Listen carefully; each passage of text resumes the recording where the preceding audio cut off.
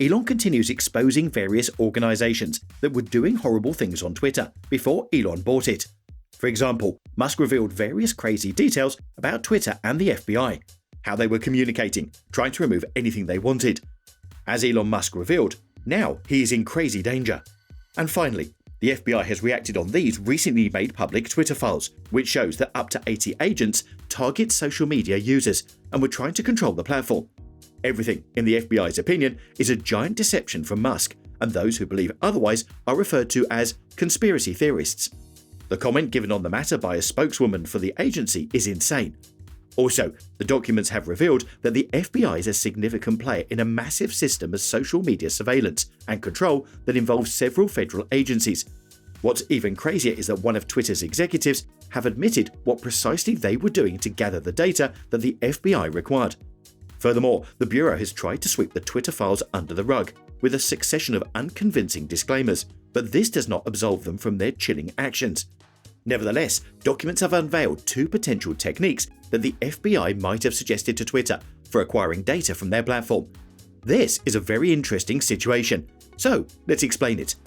Following several weeks of Twitter-sourced reports, the FBI issued a statement denouncing those who propagate lies and false information with the sole intention to besmirch its reputation. Despite this proclamation, however, the agency has yet to refute any of these allegations. The documents reveal the FBI to be a key figure in an enormous system of social media monitoring and restriction, involving multiple branches of federal departments. The Foreign Influence Task Force is much more expansive than the previously reported number of 80 members. It responds to requests from numerous entities, including police officers, news outlets, and state governments. Countless reports have been filed with both the FITF and the FBI's San Francisco field office. The recently released Twitter files by owner Elon Musk reveal up to 80 agents targeting social media posters for censorship on the platform.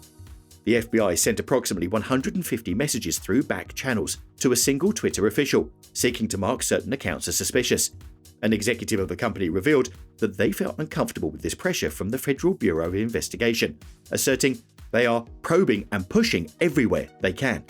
It has come to light that Twitter enlisted several retired FBI agents, including the notorious James Baker, who had been at the center of prior agency controversies concerning political inclinations. Additionally, the FBI's role in the Twitter censorship program is deeply alarming, and its dismissal of the issue through lies and half-truths even more so. The Bureau has tried to sweep the Twitter files under the rug with a succession of unconvincing disclaimers, but this does not absolve them from their chilling actions. In its recent communication, the FBI denied coercing Twitter to censor certain accounts. However, considering our current landscape of state-controlled media, a mere warning from the FBI is oftentimes enough to get most people in line. No extra force required. Therefore, it did not need to threaten Twitter with any specific action, as an implicit threat was already present. Unveilingly, records illustrate that the FBI granted Twitter millions as part of their censorship scheme, a reward which was shared with Baker before being terminated by Musk from Twitter. Also, on June 29, 2020, San Francisco-based FBI Special Agent Elvis Chan wrote to two Twitter executives, inquiring if he could invite an OGA representative to a forthcoming NGO conference. OGA stands for Other Government Agency and is often used as a code word for the CIA. This was corroborated by several former intelligence officials and contractors.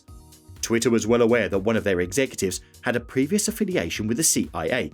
Thus, Chan indirectly referred to this executive's previous employer. Eventually, Twitter finally admitted publicly that the employee used to work for the CIA.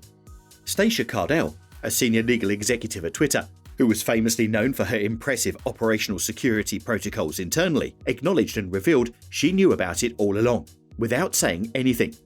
Cardell passed on the conference details to new ex-FBI lawyer Jim Baker. "I invited the FBI, and the CIA virtually will attend too," Cardell nonchalantly said to him before adding, "No need for you to attend." Government officials were communicating not only with Twitter, but also with other tech titans such as Facebook, Microsoft, Verizon, Reddit, Pinterest, and more. In one of the most established settings, a multi-agency foreign influence task force (FITF) gathering was held regularly with representatives from multiple organizations in attendance. This included FBI personnel, executives, and at least one or two OGA individuals present.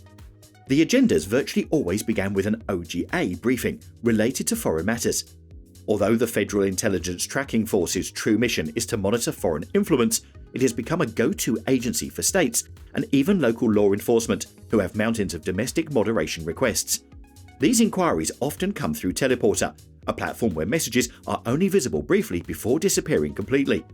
It was clear that the FBI had tailored their searches to meet Twitter's standards.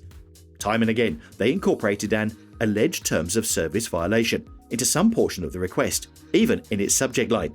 Consequently, it appeared as though certain individuals were appointed by Twitter executives specifically for finding violations against their policies. Despite being out of public view, Twitter executives were constantly pressed by government to validate their theory about foreign interference on their platform and other digital spaces. The #Twitter files reveal how hard they worked in searching for supporting evidence, but failed to find any concrete proof for key assertions. Other government agencies were reportedly sharing classified information with the FBI and FITF by utilizing Twitter, Yahoo, Twitch, Cloudflare, LinkedIn, and even Wikimedia. CIA whistleblower John Kiriakou is convinced that these reports located in the #Twitter files are crafted by his previous agency. He reported, "Looks right on to me." Often intelligence comes in the form of brief reports, followed by a long list of accounts deemed to be pro-Maduro, pro-Cuba, pro-Russia, etc. This batch contained over 1,000 accounts sentenced to the digital beyond. The FBI has adamantly defended its actions in the face of ongoing criticism and controversy, with an agency spokesperson commenting, "The men and women of the FBI work every day to protect the American public. It is unfortunate that conspiracy theorists and others are feeding the American public misinformation, with the sole purpose of attempting to discredit the agency. Arguably, working every day to protect the American public should not include silencing them in an effort to protect them from false or mistaken ideas." What stands out most, however, is the FBI's attack on its critics. In past eras, those who questioned activities were labelled as communists and fellow travellers, but it has now adopted a new strategy to discredit opponents, branding them all as conspiracy theorists. It's becoming more and more difficult to differentiate between misinformation and intentionally misleading propaganda. Are we comfortable with the government's increasing aggressive stance when it comes to relaying reports to different businesses? The CIA has remained tight-lipped regarding their relationship with companies such as Twitter, leaving us in the dark about this surprisingly sensitive topic. That's it for today. Subscribe to our channel and hit the notification